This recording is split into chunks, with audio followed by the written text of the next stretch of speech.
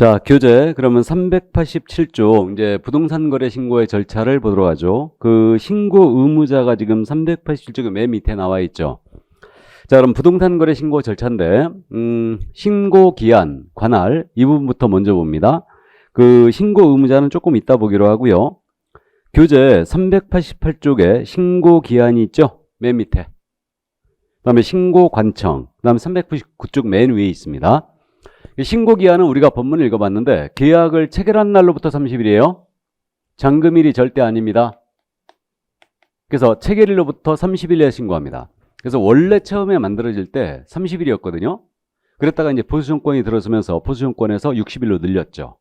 바쁘니까 60일에 하자. 그 60일로 바꿨다가 다시 문재인 정부가 들어서 가지고 30일로 다시 바꿨어요.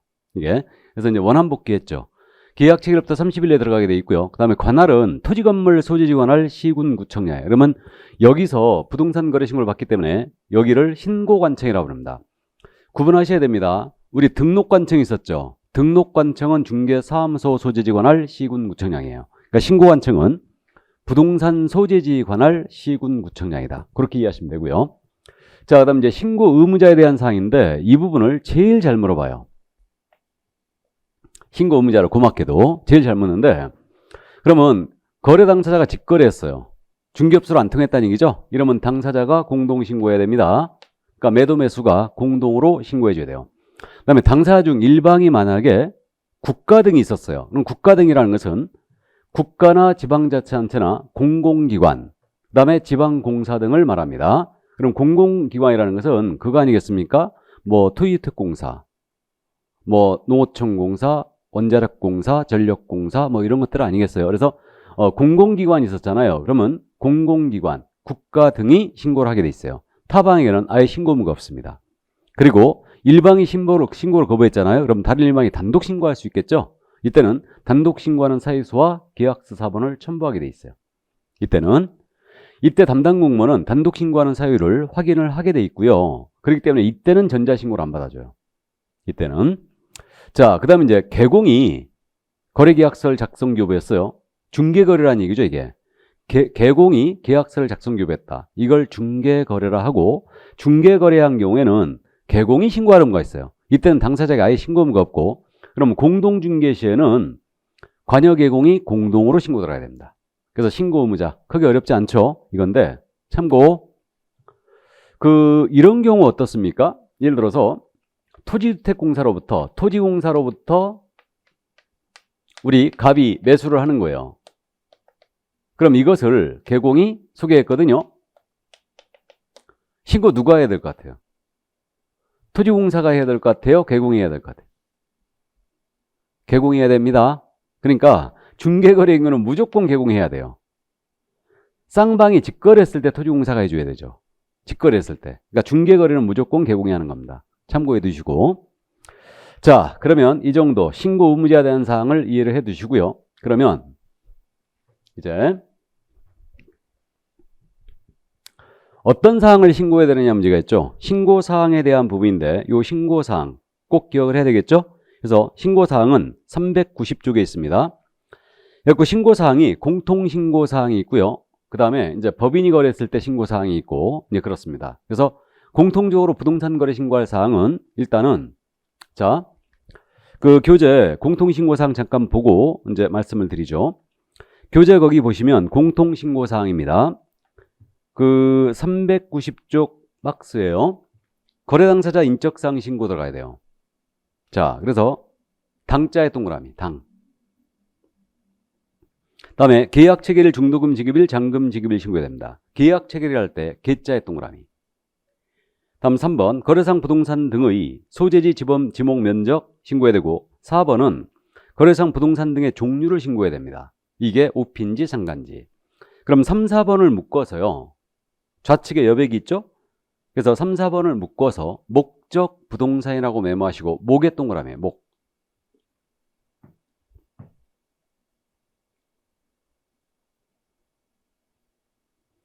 다음에 5번 실제 거래가격을 신고해야 됩니다. 실제 거래가격은 가로 열고 대금이라고 메모하시고 대자의 동그라미 대.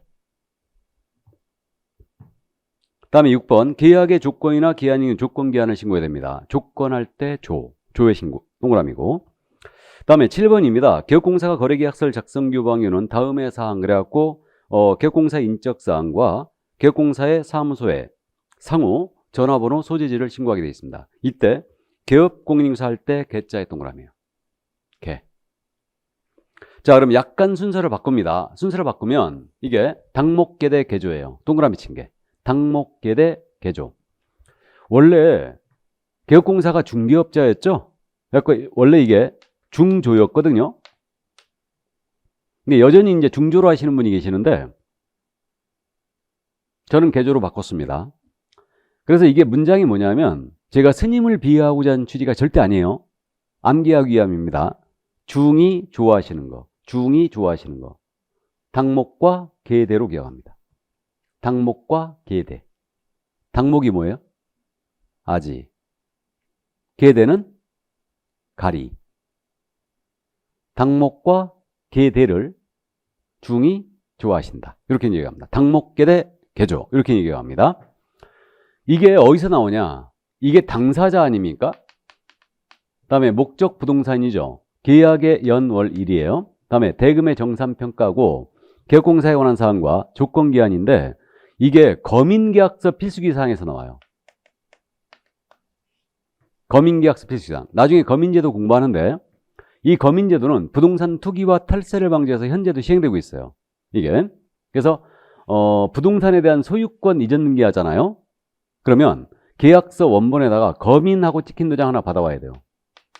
이게 계약서의 거민제도인데 거민계약서 필수적으로 기재할 사항이 있거든요. 그 사항이 바로 당목계대 개조예요. 이게 그걸 이용하여 안개합니다. 그래서 말만 틀릴 뿐 똑같아요. 당사자는 거래당사 인적사항이고요. 거래상 부동산의 종류, 소재지, 면적, 지목이고요. 목적 부동산이 이게. 계약일, 중도금 지급일, 잔금 지급일, 실제 거래가. 다음에 개공에 관한 사항과 조건기한을 신고합니다. 이게 공통신고사항이에요. 암기해 주셔야 됩니다. 이게 안 되면 육하원칙으로 기억하세요. 부동산 거래 신고 핵심이 뭐냐면 누가 어떤 부동산을 언제 얼마에 거래했냐가 핵심이에요.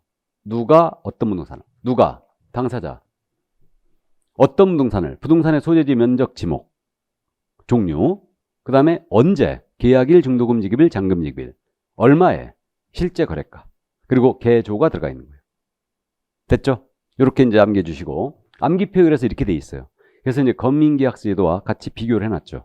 이게. 자, 그러면 이게 이렇게 이제 공통적으로 부동산 거래 신고할 때는 이제 꼭 들어가 줘야 되고요. 그 다음에 이제 법인이 주택을 거래했다. 그럼 이제 신고사항이 추가됩니다. 이 개인을 하도 이 정부가 규제를 해야 되니까 법인을 자꾸 설비해갖고 투기를 하는 거예요. 특기를 하고 주택가격을 폭등을 시켰죠. 그래가지고 결국은 이 법인이 주택을 거래하지 않습니까? 그러면 법인은 어떤 사항을 더 신고해 줘야 되냐면 당목계대 개조 외에 그 법인의 등기 현황 들어와야 돼요. 그러니까 법인의 등기 현황이 뭐냐면 그 언제 이 법인이 설립됐고 자본금은 얼마며 대표자는 누구고 임원들은 누군지 이렇게 목적 사업은 무엇인지 이걸 신고해 줘야 돼요. 그다음에 그 법인과 거래한 상대방이 있죠. 상대방이 그 법인의 임원인지 그다음에 또 그 임원과 어떤 특수관계가 있는지 배우자 관계라든가 친족 관계가 있는지 그러니까 그 상대방이 임원인지 여부 특수관계 여부 이거 신고하게 돼 있어요. 그래가지고 이 사항을 이제 신고를 해줘야 돼요. 다만 당사 중 국가 등이 포함된 경우는 제외인데 그래서요 법인이 주택을 거래하면 매도를 하든 매수를 하든 이때는 법인 주택거래계약 신고서가 있어요. 서식이 있거든요. 이거 요 서식을 보면 요 내용이 들어가 있어요. 등기현황이라는 거 그 특수한 기업을 전부 다 기재하게 돼 있습니다. 이거 제출해야 돼요. 법인이 주택을 거래하면 주택입니다. 이걸 내게 돼 있고요. 그 다음에 법인이 주택을 이번에 매수하는 거예요. 매수할 때는요. 주택 취득 목적과 자금 조달 계획, 그 주택의 이용 계획이 신고 들어와야 돼요. 이게 법인이 주택을 산다. 그럼 법인은 자금 조달 계획 내야 됩니다. 그래서 그 주택 취득 자금 조달 계획서가 있어요. 서식이 있습니다. 주택 취득 자금 조달 계획 및 입주 계획서라는 게 있어요. 서식이 있죠, 이거. 그래서 이것을 제출을 해줘야 돼요. 다만 투기과일주근의 주택이었잖아요. 그럼 투기과일주구 지금 강남 3구가 묶여 있죠 다. 그래서 뭐 서울 같은 경우는 투기과일주구로 다 묶여 있는데 그 인천 지역도 일부 묶여 있고 경기도 일부 지역도 묶여 있습니다. 그럼 투기과열지구로 있는 주택이에요. 거기 묶인 지역의 주택을 매수한다. 그때는 자금 조달의 증명 서류까지 들어와야 돼요. 그러니까 주식을 팔아가지고 자금 조달을 했는지, 그러면 주식 매매 계약서 들어와야 되고, 대출을 받았으면 이제 대출 약정서, 다른 부동산을 팔았다. 그럼 그 매매 계약서, 그런 자금 조달의 증명 서류까지 들어와야 됩니다. 투기과열지구라면. 그래서 법인의 경우는 이 사항을 더 추가로 신고를 하게 돼 있고, 이게 그러면 이제 법인이 아닌 자예요. 개인이었다. 개인의 경우는 개인이 만약에 주택을 매수하는 거예요. 이때 매수하는데 실제 거래가가 6억 이상이었잖아요. 6억 이상인 주택을 매수한다. 이거 그러면 자금 조달 계획 및 그 주택의 이용 계획, 입주 계획서 들어와야 돼요. 이게 들어와야 되고요. 그 다음에 투기과열지구라든가 조정대상 지역 내 주택이었잖아요. 이때는 금액에 관계없이 무조건 자금 조달 계획과 입주 계획이 들어와야 됩니다. 개인이 주택을 거래하게 되면, 매수했을 때 이렇게 돼요. 다만 매수자 중에 국가 등이 포함된 경우는 제외죠. 국가 등이 포함되어 있는 경우는 제외예요. 이게. 자, 그래서 결국은 이렇게 되는 거 아닙니까? 결론은 자금 조달 계획과 입주 계획이죠. 그러니까 이용 계획이라고 돼 있는데 서식이 자금 조달 계획 및 입주 계획으로 돼 있으니까 자금 조달 계획과 입주 계획을 신고하는 경우는 법인이 주택을 매수했을 때는 무조건 들어와야 돼요. 첫 번째. 그 다음에 투기과열지구나 조정대상 지역에 있는 주택이었다. 금액에 관계없이 무조건 들어와야 되고, 그 다음에 투기과열지구나 조정대상 지역이 아닌 지역이었잖아요. 여기서는 실제 거래가 얼마 이상? 6억 이상이죠. 그림 그려져요? 감 잡으세요. 지금 들으면서 감 잡습니다. 키포인트가 자금 조달 계획과 입주 계획은 언제 내느냐? 법인이 주택을 매수할 때 무조건 낸다. 다음, 투기과열지구나 조정대상 지역도 무조건 낸다. 근데 투기과열지구나 조정대상 지역이 아니라면 이때는 거래가가 얼마? 6억 이상인 주택이에요. 이해하셨죠? 이렇게 이제 정리하시면 됩니다. 이걸 이렇게 복잡하게 써놓은 거예요.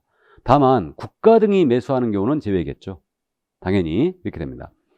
그래서 이번에 시험에서 이제 오류를 좀 범했는데, 이게 지금 법문에 교재 391쪽을 보면 중간에 양괄호 상번이 있죠. 3번. 법인 외의자가 실제 거래가의 6억 이상인 주택을 매수하거나 투기과열지구 조정대상 지역에 소재한 주택을 매수하는 경우, 가로 열고 거래 당사자는 국가 등이 포함되어 있는 제외한다 그랬죠. 그러니까 국가 등이 포함되어 있는 제외한다 그랬어요. 그래갖고 사실 저는 이걸 바꿔갖고 매수자의 국가 등이 포함되어 있는 제외라고 지금 현재 메모한 거죠. 이거 이제 바뀝니다.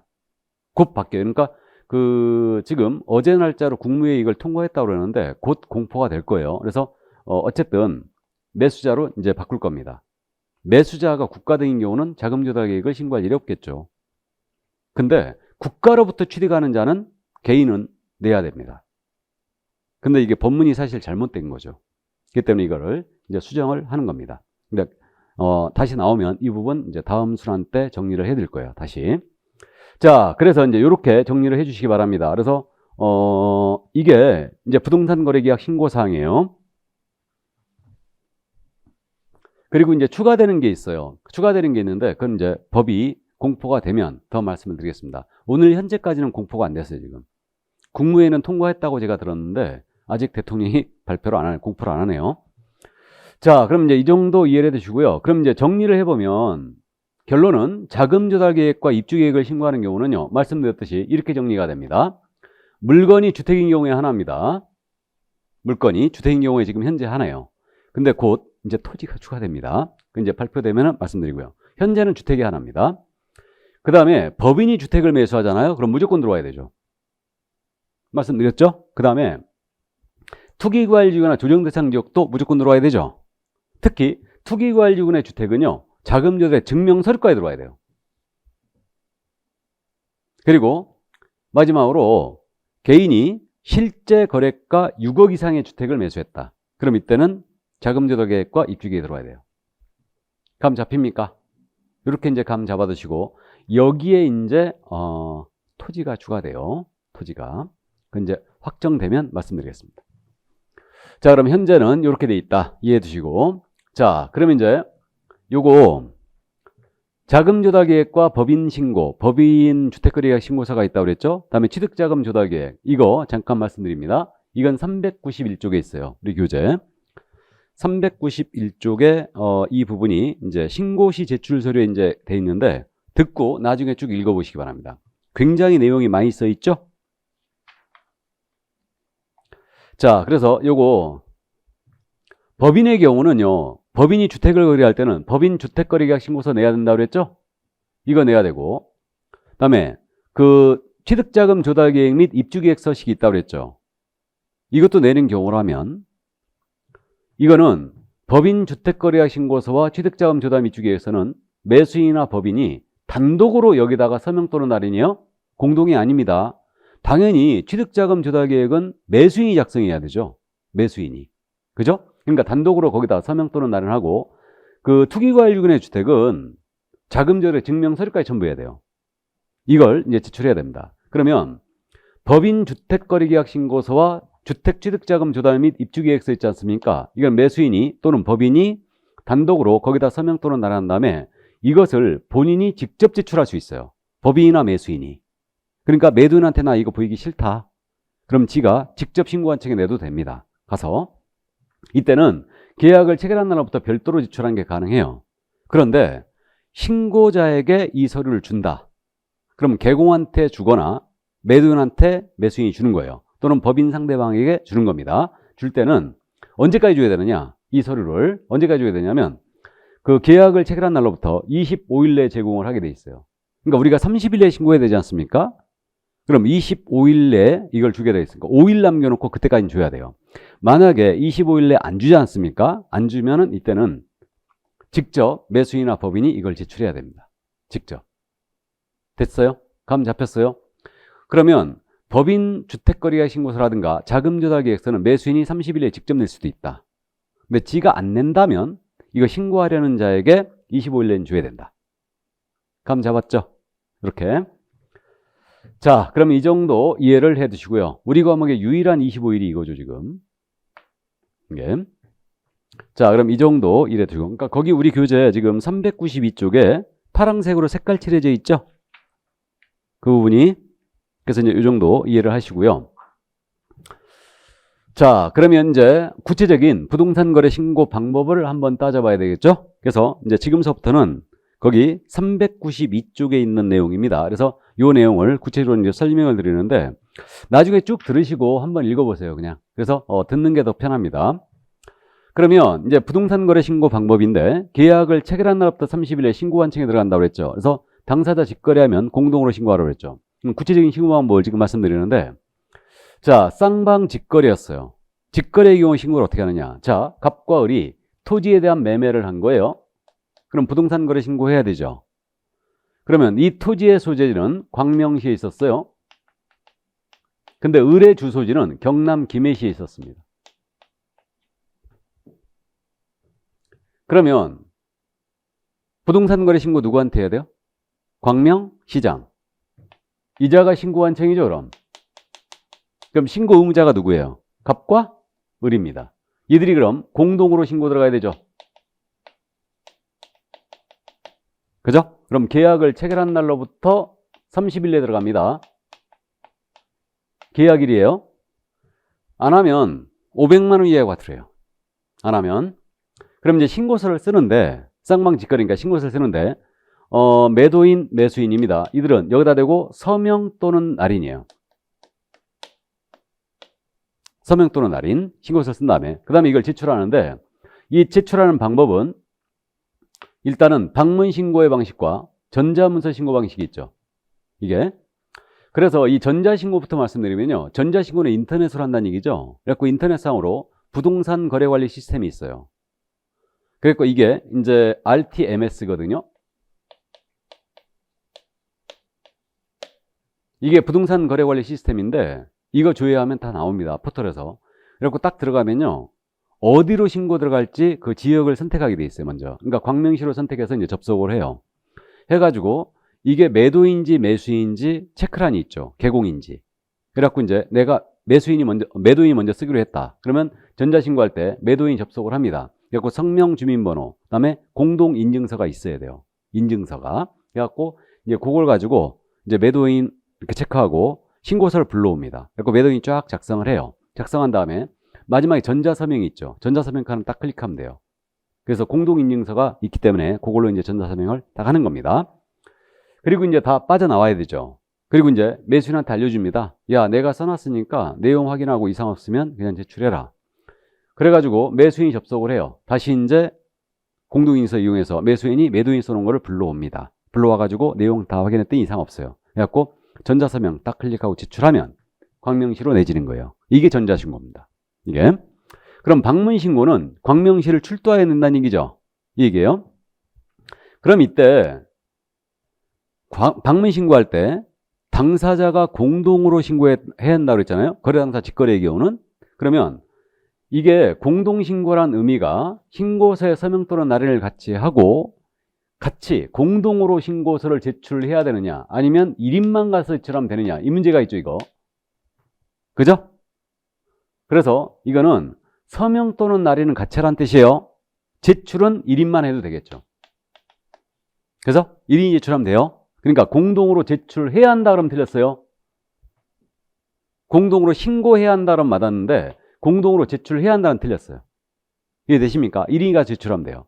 근데 매수인이 내기로 했거든요. 근데 매도인이 할 일이 아주 더울 게 없습니다. 그래갖고 나도 같이 가보자. 광명시 바람이나 쇠로. 그 둘이 손잡고 같이 가는 거예요. 그래갖고 같이 냅니다. 그래도 상관은 없어요. 그래서 이제 공동으로 제출해야 한다는 틀렸고요. 1인이 제출한다. 이렇게 이해하시면 돼요. 그럼 매수인이 내기로 했다. 그럼 매수인이 이제 광명시에 출두해서 신고서를 내는 거죠. 이게. 그러니까 이때 신고자는 무조건 신분증을 내보여야 됩니다. 신고한 측에. 내보이고 내가 매수인 을이다. 하고 이제 내고 오면 돼요. 이때 낼 때 원칙적으로 신고서만 냅니다. 근데 이제 취득자금 조달기획이나 법인 주택거래가 신고서를 내야 된다. 그러면 그건 당연히 첨부가 돼야 되고 투기과열주구는 자금 조달 증명서류가 있어야 되죠. 이것도 같이 내야 돼요. 다. 이게. 그러면 신고서만 내면 원칙으로 하고 계약서는 내지 않음을 원칙으로 합니다. 안 냅니다. 그러니까 신고서만 내요. 필요하면 지들이 요구하거든요. 그래서 이렇게 되고 그러면 쌍방 중에 신고를 거부한다 일방이. 그러면 다른 일방이 단독 신고할 수 있고 단독 신고하는 자는 그때는 이제는 요 신고서를 내면서 단독 신고 사유서 계약서를 첨부해야 돼요. 그래서 그때는 전자신고를 안 받아줘요. 신고 거부해버리면. 거부자는 물론 500만 원 이하 과태료예요. 안 한 거와 똑같습니다. 이렇게. 그럼 이때 이제 방문신고 의리하려고 그랬거든요. 근데 의리 신고 기한이 다 돼가는데 갑자기 격리당했어요. 그래갖고 못 나가게 생겼습니다. 그러면 결국은 위임을 해야 되겠죠. 그래서 병으로 하여금 이거 신고서 제출을 대행할 수 있어요. 그래서 대행이 가능합니다. 그럼 대행은 방문 신고할 때만 허용하죠. 전자신고는 대행 자체를 인정 안 해요. 컴퓨터로 하기 때문에 대행을 인정할 일이 없죠. 그래가지고 이제 을이 신고를 방문 신고를 하는데 이제 병으로 하여금 대행을 하게 하는데 이때 그럼 대행자 병은 자기 신분증까지 해서 내보여야 되겠죠. 내보이고 이때 을로부터 위임 받았다는 위임장을 내야 되는데 이 위임장에 을이 자필 서명하면 돼요. 그래서 자필 서명한 위임장이에요. 인감도장 찍은 위임장이 아닙니다. 법인은 물론 인감도장, 법인 인감도장 찍어야 됩니다. 위임장에. 그러면 자필 서명한 위임장과 그 위임한 을의 신분증 사본을 내면 돼요. 그러니까 신분증 사본은 주민증 사본, 운전면허증 사본, 여권 사본 다 됩니다. 그러니까 요즘 행정관서에서 그 위임하는 거 있죠. 행정관서 일 볼 때 위임해 주는 거는 전부 다 자필 서명 위임장과 신분증 사본을 주면 돼요. 인감증명서 안 쓰죠. 이게 그래서 인감증명서를 원래 폐지할 것을 예고를 했거든요. 사실은. 근데 여태까지 폐지 안 하고 있는 거죠. 자, 그래서 이렇게 대행자는 위임한 자의 자필 서명 위임장과 신분증 사본을 제출하면 된다.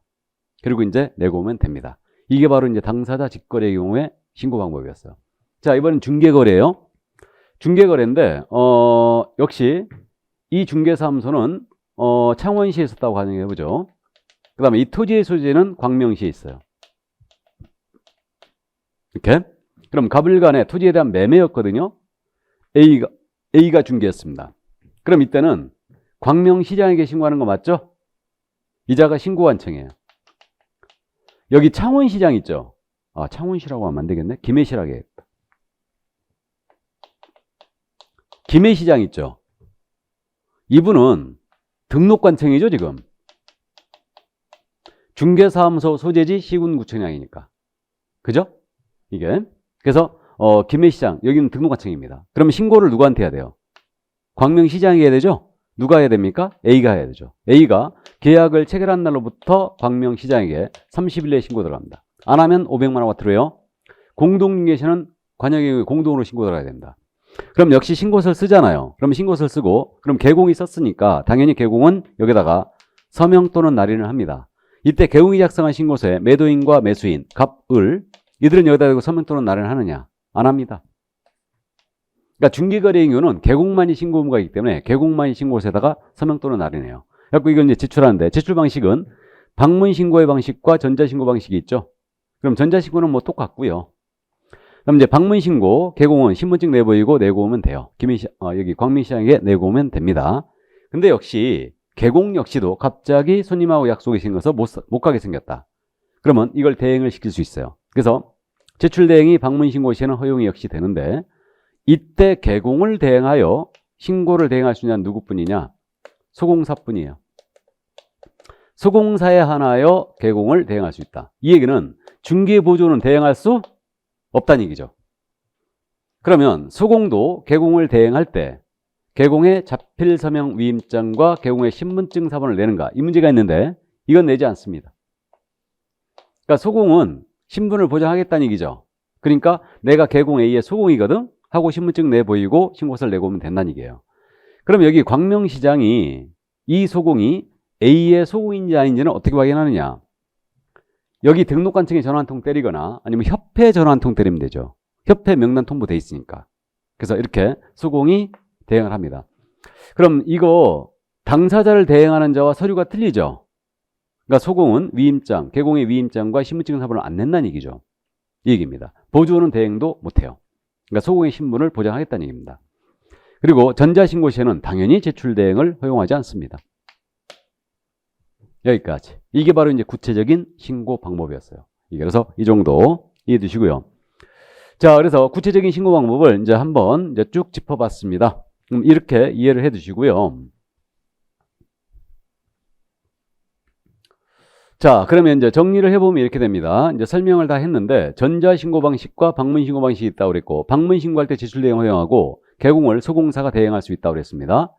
다음에 당사 직거래는 공동으로 서명 또는 날인하여 이제 제출하고요. 중개거래는 개공이 한다고 그랬고요. 제출은 1인만 하면 됩니다. 그 다음에 신고자는 당연히 신분증을 내보여야 돼요. 이렇게 되고요. 계약서 원칙적으로 첨부 안 한다고 그랬습니다. 필요하면 지들이 요구한다고 그랬어요. 그리고 중개거래인 경우 당사자는 신고서에 서명 또는 날인 자체도 안 한다고 그랬습니다. 개공만이 신고서에 서명 또는 날이네요.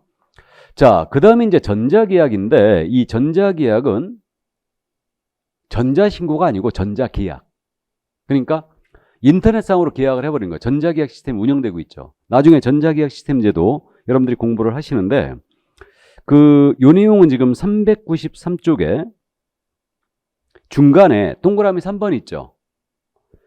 부동산 거래계약 관련 정보 시스템에 의한 신고 간주 이 말 있죠. 찾았습니까? 그래서 부동산 거래계약 시스템이죠. 그래서 이게 전자계약 시스템이에요. 그래서 용어를 전자계약으로 통일하면 좋겠는데 부동산 거래계약 시스템이라고 부르죠. 이거를. 그래서 부동산 거래계약 시스템이 바로 전자계약 시스템입니다. 이걸로 계약을 했다. 전자계약을 했을 때는 계약이 체결된 때 이 신고서를 제출한 것으로 간주해버립니다. 그러니까 별도로 부동산 거래 신고 안 한다는 얘기죠. 계약이 체결된 때 이 신고서 낸 걸로 간주해요. 그래서 이 정도 이해해 두시고요. 자, 그래서 이제 요 신고 방법을 구체적으로 다 정리를 해봤습니다. 그리고 뭐 제출 대행에 대해서는 이제 말씀을 드렸어요. 소공사가 개공을 이제 제출 대행할 수 있다고 말씀드렸고요. 대행자는 기본적으로 자필서명 위임장과 신분증 사본을 제출해야 되는데 소공은 이것도 안 된다는 거죠. 자, 그럼 이제 넘어갑니다. 신고필증 발급으로 가는데 이 신고필증 발급은 지금 교재 394쪽에 있죠? 그럼 부동산 거래 신고 들어갔어요. 그럼 내용을 확인한 다음에 신고필증을 지체 없이 발급합니다. 부동산 거래계약 신고필증을 지체 없이 발급한다. 그래서 지체 없이의 밑줄을 쫙 그어놓고요. 그럼 신고필증 발급이 됐지 않습니까? 그럼 부동산 등기 특별수상 계약서의 검인을 받은 것으로 의제합니다. 그래서 신고필증이 나가면 계약서의 검인 도장을 찍은 것으로 간주해요. 이건 우리 교재 앞에 있어요. 이 내용은. 그래서 잠깐 앞에 보여드리면요. 교재 389쪽을 보시면 타 법령상 제도에 관계해서 동그라미 1번이 있죠. 신고필증을 발급받은 때는 매수인은 부동산 등기 특별주법에 의한 검인을 받은 것으로 본다 그랬죠? 이거 검인이 의제돼요. 계약서의 검인 제도로 말씀드렸죠? 그래서 계약서의 검인 도장을 찍은 것으로 간주한다는 얘기예요. 이게 그래서 물론 신고필증에 대해서는 이런 서류들을 다 들어와야지만 이제 줍니다. 그래서 뭐 요즘 전자신고를 많이 하는데 전자신고를 하잖아요. 그럼 빨리 나올 때는요. 신고필증 바로 5분 만에도 나와요. 이게. 그래서 이제 그렇게 된다는 거. 그래서 여기까지.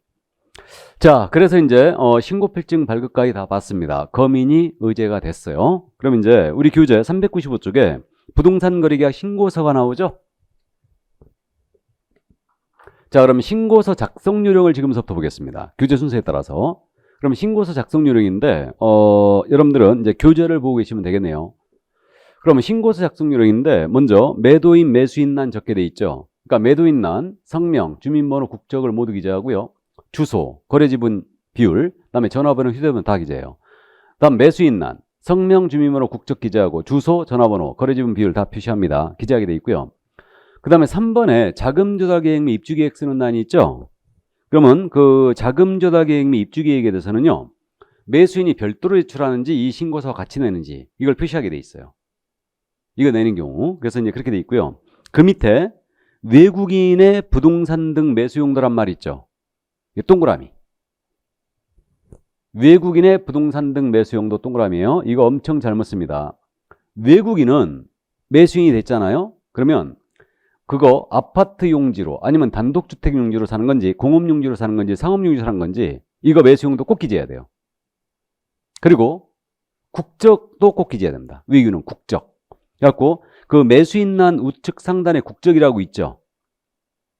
매수인란 우측 상단에 국적도 동그라미. 그러니까 외국인은요. 부동산 등의 매수 용도와 국적을 반드시 기재해야 됩니다. 그 점 이해해 두시고. 자, 그 다음에 이제 개업공사 중개거래였다면 개공에 대한 사항을 쭉 기재해야 되죠. 그래서 개공의 성명, 주민번호, 전화번호, 휴대전화번호, 개설등록번호, 상호 다 들어가죠. 이게 사무소의 수지지 마찬가지고요. 자, 그 다음에 이제 내려가서 종류. 부동산의 종류를 기재하는데 이 종류는 4번 란입니다. 토지 있고 건축물이 있죠. 건축물란 옆에 가로가 열어져 있죠. 그럼 이건 뭘 적으라는 얘기냐? 건축물란 옆에 가로가 열어져 있는데 이거는 건축법 시행령 별표에 표시된 용도별 건축물의 종류를 적게 돼 있어요. 이게 다세대인지 다가구인지 이런 건축물의 종류, 연립인지 아파트인지 건축물의 종류를 적게 돼 있습니다. 토지 및 건축물 옆에도 이게 가로가 열어져 있는데 이것도 마찬가지로 건축물의 용도별 건축물의 종류를 적게 돼 있습니다. 이해하셨죠? 이해해 두시고. 자, 이제 5번 나로 내려가면 공급계약인지 전매계약인지. 전매는 분양권, 입주권의 전매를 얘기하는 거죠. 그래서 이제 그걸 이제 표시하게 돼 있고, 만약에 이게 분양권이었다. 그럼 분양권란, 입주권이었다. 입주권란에 이제 표시하게 돼 있고, 그 다음에 이제 준공전인지 준공훈지 기재하게 돼 있고, 임대주택 분양전환은 뭐냐면 임대아파트들 임대 의무 기간이 있죠. 그럼 임대 의무이 끝나면 이거 분양 전환을 시키지 않습니까? 그러면 그거 분양을 받는다. 그럼 거기다 이제 표시하는 거죠. 이게. 그리고 이제 6번 난으로 내려가요. 이 6번 난은 소재지 지목 면적인데 이거는 대장을 보고 기재하면 되죠. 그죠? 건축물 대장이나 토지장을 보고 기재하면 되는데 이때 대지권의 비율이 있지 않습니까? 대지권의 비율은 뭘 보고 기재해야 돼요? 대지권 비율이 어디서 나옵니까? 무슨 공부에 나와요? 등기사항 증명서에 나오죠? 그러니까 등기사항 증명서를 보고 대지권의 비율은 기재합니다. 근데 이거 소재지라든가 토지 지목 이런 것들은 전부 다 토지장을 보고 기재하고 그럼 건축물의 면적을 기재하는데 이때 주의할 점이 있어요. 건축물의 면적 기재할 때 만약에 이게 집합 건물이었죠. 집합 건물이라면 전용 면적만 적습니다. 전용 면적. 그 밖에 건축물의 연면적을 적어야 돼요. 주의합니다. 잘 물어봐요 이거. 집합 건물은 전용 면적만 적는다. 그 밖의 건축물은 연면적을 적는다. 자, 그 다음에 7번 난이에요. 7번 란 역시 계약 대상 면적이라고 돼 있죠? 계약 대상 면적. 여기도 이제 면적을 적게 돼 있는데 토지와 건물로 나눠서 적는데 이거는 실제 거래 면적을 계산해 적어요. 이거는 이제 다음 순환 때 실제 거래 면적을 계산한 법을 말씀드리겠습니다. 다음 순환 때. 여기서 이제 기억할 점은 여기도 역시 건축물란을 적을 때 면적 적을 때 집합 건물은 전용 면적만 적어요. 그 밖에 건축물은 연면적을 적습니다. 이거 이렇게 이해하시고 그 다음에 이제 8번 란 내려갑니다. 물건별 거래가격인데 물건별 거래가격 그랬으니까 여러 개의 물건을 거래했다. 그러면 이제 각각의 물건별 가격을 적는데 그래서 얼마인지 이제 물건별로 적게 돼 있고 공급계약이나 전매계약 했잖아요. 그럼 이때는 공급계약이나 전매계약은 분양가격 적어야 돼요. 그 다음에 발코니 확장 등 선택비 이게 옵션비죠. 그래서 선택비용이라니까 더 헷갈립니다. 이게 그러니까 옵션비예요. 이게 옵션이라고 그러잖아 우리가 통상 발코니 확장, 시스템 에어컨 이런 것들. 그래서 그런 비용에 대해서 이제 적게 돼 있고요. 나아가서 추가 지불액을 적는데 이 추가 지불액이 뭐냐면 추가 지불액이 P예요. P. 우리가 일반적으로 얘기하는 P. 프리미엄이라는 얘기죠. 이게 그래서 추가 지불액을 적습니다. 그래서 이 추가 지불액은 그거 아니에요. 분양가격을 초과 또는 미달하는 금액이죠. 그럼 이제 분양가격을 초과하는 게 일반적으로 이제 프리미엄이라 부르고 미달하는 거 있죠. 이걸 마피라고 부르는 거 아니에요. 마이너스 P. 공포의 마피. 그럼 마이너스 P가 된다면 여기 마이너스라고 적어야지. 그죠? 마이너스 5천. 뭐 이런 식으로. 자, 그래서 이게 이제 분양가격, 공급계약, 전매계약은 분양가격과 발코니 확장 등 선택비용과 추가 지불액 P까지 다 적는다. 이때 주의할 점이 있어요. 공급계약하고 전매계약 있죠. 이거 가격 적을 때요. 부가가치세가 있거든요. 이 부가세 포함금액을 적어요. 공급계약하고 전매계약은 부가세 포함금액을 적는다. 근데 나머지 거래는 부가세 제외금액을 적어야 돼요. 이게 왜 그러냐면 아파트 분양받아 보신 분은 혹시 계약서, 분양계약서 보신 적 있죠? 그러니까 분양계약서 보면요. 분양가격 있지 않습니까? 그럼 분양가격이 있으면 여기 분양가격 얼마, 총 얼마, 그리고 토지분, 다음에 건물분, 그 다음에 여기 부가세가 있어요. 이렇게. 그래서 공급계약하고 전매계약은 부가세 포함 금액을 적습니다. 그 밖의 거래는 부가세 제외 금액을 적어요. 주의해야 된다.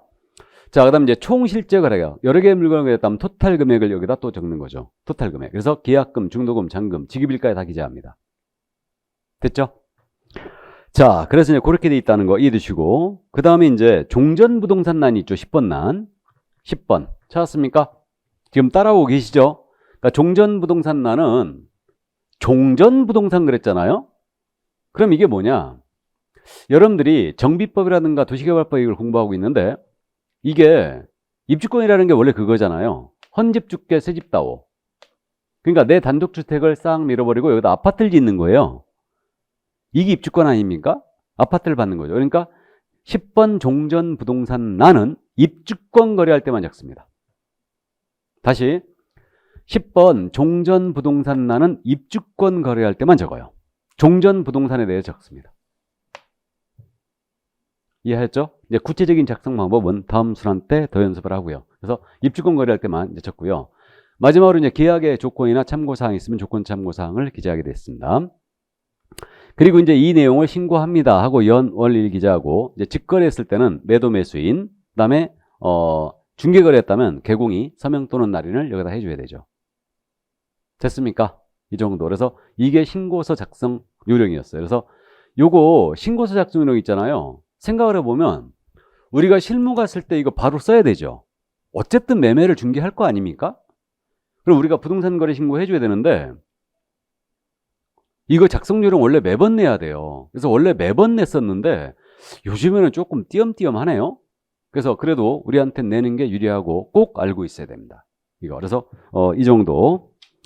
자, 그럼 부동산 거래계약 신고서 작성 요령을 봤고요. 그다음 이제 397쪽을 보면 법인 주택거래계약 신고서가 있죠.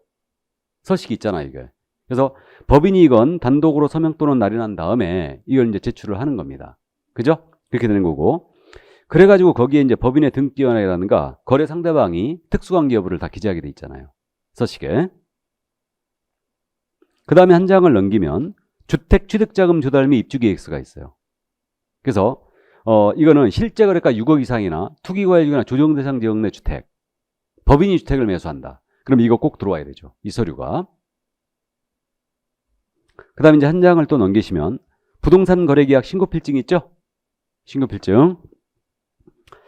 그래갖고 이제 신고필증 있지 않습니까? 이게 신고를 들어가면 신고필증을 지체 없이 발급하는데 입주권 거래하잖아요? 그럼 입주권 거래했을 땐 신고필증이 2장이에요. 입주권 거래하면. 왜 그러냐면 종전 부동산에 대한 신고필증이 1장이 있고요. 입주권 거래에 대한 신고필증이 있어요. 2장이 나옵니다. 그래서 그 정도. 그 부분은 그 400페이지 맨 밑에 유의사항 당구장 표시 있죠. 그러니까 입주권 거래할 때 신고필증이 2장 나온다니까 그 유의사항 그 부분에 써 있어요. 그래갖고 신고필증 발급이 되면요. 매도인한테도 줘야 돼요. 매수인한테도 줘야 되죠. 매수인은 이전 등기 할 때 신고필증이 첨부돼야 되고요. 매도인한테는 왜 주냐면 매도인은 당연히 양도 신고할 때 신고필증이 필요합니다. 알고 계셔야 돼요. 자, 그럼 그 정도 이해를 해 두시고요. 자, 그러면 이제 서식을 다 봤어요. 자, 그래서 여기까지 이제 부동산 거래 신고 절차를 다 따져봤고 이제 402쪽에 부동산 거래의 해제, 정정, 변경 등이란 말이 나와 있죠? 찾았습니까? 자, 그럼 이제 부동산 거래 해제에 관한 내용, 정정, 변경 등이 나와 있는데 해제 등의 신고 3조 2조문을 잠깐 읽어드립니다. 부동산 거래 해제 등 신고 1항 거래 당사자는 제3조에 따라 신고한 후에 해당 거래계약이 해제, 무효 또는 취소된 경우 해제 등이 확정된 날로부터 밑줄이에요. 해제 등이 확정된 날로부터 30일 내 밑줄이고 신고한 층에 공동으로 신고해야 된다. 공동으로 신고해 밑줄이에요. 다만 당사자 중 일방이 신고를 거부하는 다른 일방이 단독 신고할 수 있겠죠. 그 다음에 2항 내려갑니다. 개업공사가 제3조 3항에 따라 신고를 한 경우는 제1항에도 불구하고 개업공인중개사가 같은 항에 따른 신고, 공동중개 시에는 공동으로 신고하는 것을 말한다. 신고를 할 수 있다. 자, 개업공인중개사 밑줄 그시고 신고할 수 있다 이 밑줄이에요. 그럼 해제 신고는 개공이 할 의무가 없네요? 할 수 있다죠. 다음에 개공 중 일방이 신고를 거부하는 제1항의 단서를 준용한다 그랬고 기타 필요한 사항은 국토부에 의논한다. 자, 그래서 부동산 거래계약의 해제 신고를 지금 보는데 이 해제 등의 신고에 대한 부분은 원래 해제 신고 의무가 없었거든요. 근데 있잖아요. 요즘 주택가격이 폭등을 해가지고 이제 문제가 됐죠. 그래가지고 주택가격을 자꾸 건드리더라 이거예요. 그러니까 시세가 지금 10억인데 부동산 거래 신고를 15억에 딱 해놓은 거예요. 그래갖고 해제 신고를 할 수 있다라고 해놓으니까 안 해버리는 거지. 그러니까 이제 이 일반인들은 15억에 거래됐구나 하고 이제 믿는다는 얘기예요. 그러니까 이제 해제 신고를 반드시 하도록 이제 의무로 부여했어요. 그래가지고 이제 해제 신고를 하게 돼 있는데 이게 해제 신고는 해제 등이 확정된 날부터 며칠 내? 30일이죠. 부동산 거래 신고와 똑같이 30일에 해제 신고하게 돼 있고요. 안 하면 역시 500만 원 이하가 들어요. 이때 신고 의무자는요. 누구냐면 당사자가 해야 돼요. 주의해야 됩니다. 당사자가 해야 되고요. 개공은 할 수 있을 뿐이에요. 개공이 신고한 계약이 해제가 됐다. 그럼 할 수 있을 뿐입니다. 이게 왜 그랬냐면요. 부동산 거래 신고제가 우리 중개업법에 들어왔다고 그랬죠. 그래갖고 우리가 어리버리하게 부동산 거래 신고 의무 부담을 떠안았어요. 우리가 왜 부동산 거래 신고 해야 됩니까? 솔직히. 중개했기 때문에? 그 보수 받았기 때문에? 그 보수는 중개에 대한 보수지 부동산 거래 신고 보수가 아니에요. 국가가 일방적으로 우리한테 의무를 부여해버린 거 아니에요, 그냥. 이게 뭐 헌법상 인정된 의무도 아닌데. 그죠? 그러니까 우리는 중개했다고 해서 일방적으로 부동산 거래 신고 떠하는 겁니다, 이거. 그래가지고 우리 협회에서 강력하게 반발했죠, 계속. 그래갖고 이제 그 다음 수업부터 들어온 제도들은 개공한테 의무가 하나도 없어요. 그러니까 해제 신고도 개공이 할 수 있다로 돼 있는 거예요. 이게. 당사자가 해야 돼요. 그러면 예를 들어서 이제 실무적인 문제를 잠깐 따져보면요. 갑을 간의 거래를 우리 개공이 중개했어요. 매매였습니다. 그럼 개공이 부동산 거래 신고했죠. 근데 계약이 깨져버린 거야. 그럼 해제 신고문은 이들한테 있잖아요. 당사자에게. 안 하면 500만 원 과태료거든요. 그럼 예를 들어서 갑과 을이 해제 신고 안 했다고 해서 500만 원 과태료 맞았다고 가정해보죠. 그러면 개공 A 가만 놔둘까요? 네가 해제 신고 안 해주는 바람에 결국 우리가 500원 과태료 맞았다. 그럴 거 아닙니까? 그죠? 그러니까 결국 아침 저녁으로 무난히 서울 수 있기 때문에 개공이 해제 신고를 하게 될 겁니다. 실무적으로 물론 해제 신고 다 해줘요. 물론 계약이 해제되면 우리가 스트레스 엄청 받는다고 그랬죠? 잘못하면 물건 날리고 손님 날리고 보수도 못 받고 막 그렇게 돼요. 거기다 해제 신고까지도 해줘야 된다. 어쨌든 그렇습니다. 그래서 개공은 신고할 수 있다요. 자, 그래서 이제 이렇게 돼 있고요. 그다음 이제 국가 등이었다. 국가 등도 이제 해제 신고를 할 수 있다로 돼 있어요. 일단 이렇게 돼 있고요. 자, 그러면 이제 해제 확인서를 지체 없이 발급해 줍니다. 해제 확인서를. 이건 신고 필증이 아니고 해제 확인서예요. 이거를 지체 없이 발급을 해 줍니다. 이 정도 해제 신고 이해해 두시고. 자, 그다음에 이제 정정 신청과 변경 신고가 나오지 않습니까? 그럼 정정 신청과 변경 신고에 대해서는요. 이번 순환 때 내용을 자세히 들여다보진 않겠습니다. 그래서 이거는 그냥 줄기만 잡고 가자고요. 뭐 시험에 이 부분은 자주 내는 건 아니니까. 403쪽에 지금 정정 신청이 나와 있는데 거기 그 제목 밑에 보시면 거래 당사자 또는 개업공사는 부동산 거래계약 신고 내용 중 다음의 어느 하나에 해당하는 사항이 잘못 기재된 경우에는 밑줄 잘못 기재된 경우 밑줄 긋고 신고한 층의 신고 내용의 정정을 신청할 수 있다. 정정을 신청할 수 있다. 밑줄이에요. 자, 그런데 변경 신고를 보시죠. 그 밑에 변경 신고. 동그라미 1번입니다. 거래 당사자 또는 개업공사는 부동산 거래계약 신고 내용 중 다음의 어느 하나에 해당하는 사항이 변경된 경우에는 변경된 경우 밑줄. 부동산 등기법에 따른 부동산에 관한 등기 신청 전에 신고한 층의 신고 내용에 변경을 신고할 수 있다 그랬어요. 변경을 신고할 수 있다. 밑줄 쫙. 자, 그럼 이거 줄기만 지금 잡고 가는데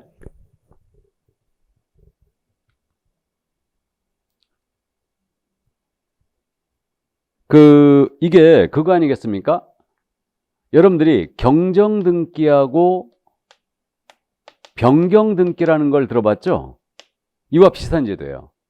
그래서 경정 등기라는 것은 이게 잘못됐을 때 뭐 등기와 실제의 원시적 불일치? 그렇게도 얘기하던데 어떤 교수님이 잘못됐을 때 하는 게 경정 등기 아니에요? 다음에 후일 등기 내용이 변경됐을 때 쓰는 게 변경 등기 아닙니까?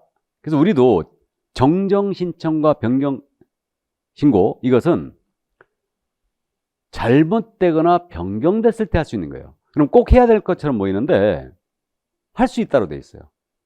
그래갖고 이제 정정 신청 사항이 뭐고 변경 신고 사항이 뭔지 정해져 있거든요. 그래서 이게 있는데 요거를 여러분들이 조금 이해를 해야 되기 때문에 요거를 조금 어려워해요.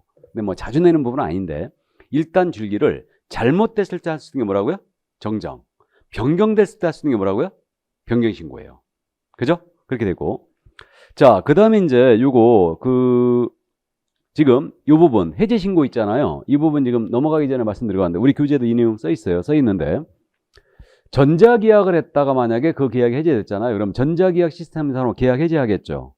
그럼 그때도 해제 등이 이루어진 때 해제 신고서 제출한 것으로 간주합니다. 부동산 거래 신고하고 똑같죠. 전자계약상으로 역시 이제 해제를 하면 그 해제 신고서를 제출한 것으로 봐요. 이게. 자, 그럼 이제 요거 잠깐 정리하고 갑니다.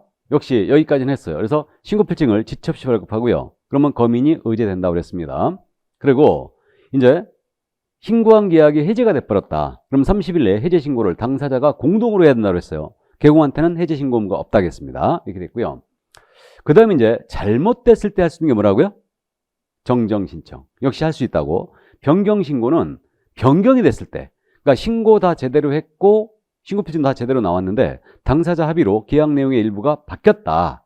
그럼 이때는 변경 신고를 할 수 있습니다. 이것도 그래서 이 정도 이해하시고. 자, 그 다음에 이제 한 장을 넘기시면 404쪽이에요. 금지행위 및 사후관리란 말이 나와 있죠? 이게 그래서 이거 금지행위 및 사후관리가 나와 있는데 여기서 406쪽에 검증서부터 먼저 보겠습니다. 검증. 그럼 그 검증을 보면 신고 내용이 적정한지 여부를 검증한다는 얘기예요. 그래서 이거는 법조문 5조거든요. 5조. 신고 내용의 검증. 1항인데 국토교통부 장관은 밑줄입니다.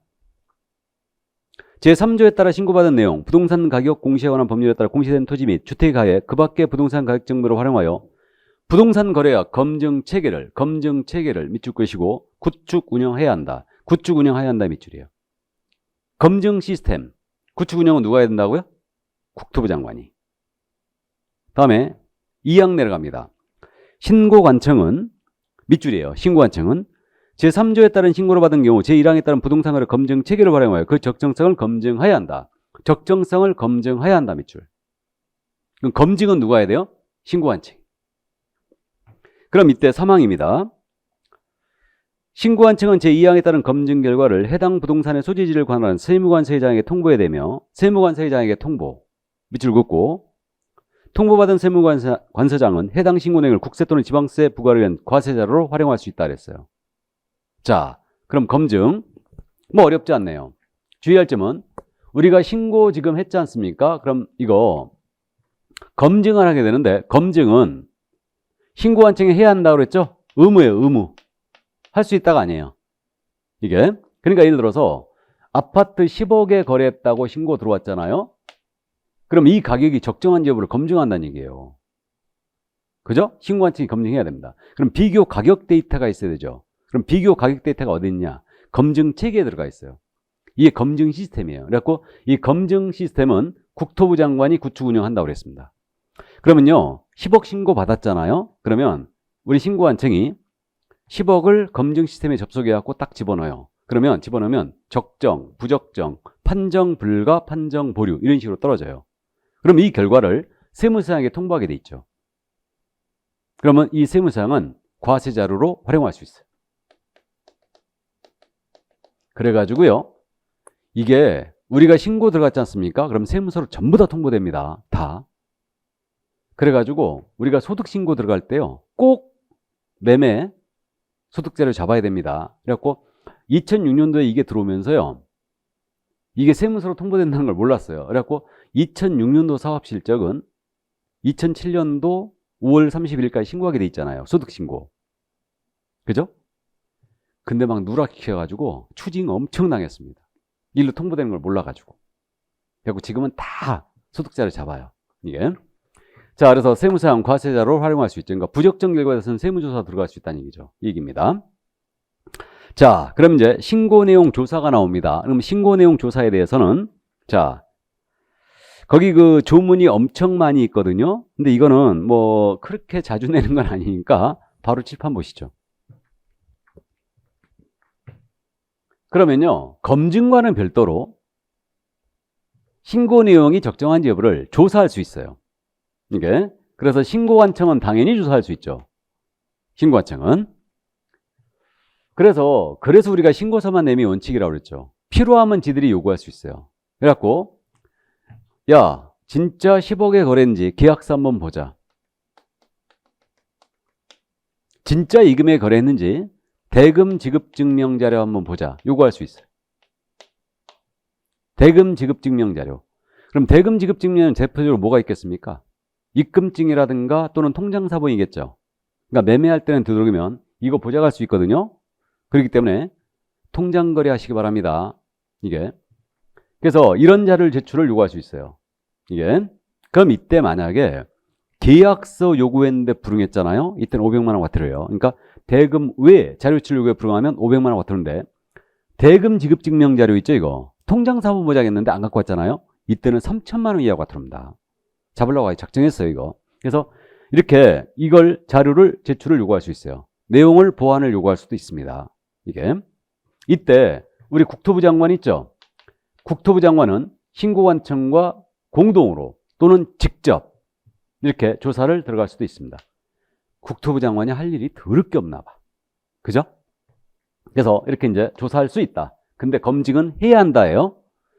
그럼 이제 조사 결과 만약에 위법 사실이 확인됐잖아요. 그러면 이제 관계기관에도 고발하거나 통보를 해줄 수 있습니다. 이건 당연한 얘기고.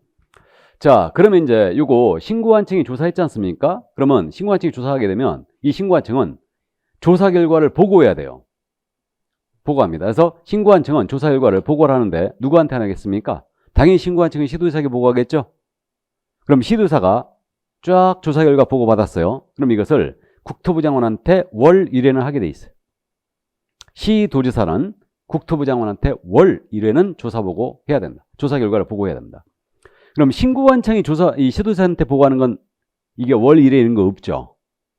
근데 시도지사가 국토부 장관에게 하는 것은 월 1회는 하라고 못을 박아놨어요. 왜 그랬을까요? 안 할까봐. 안 할까봐. 있잖아요.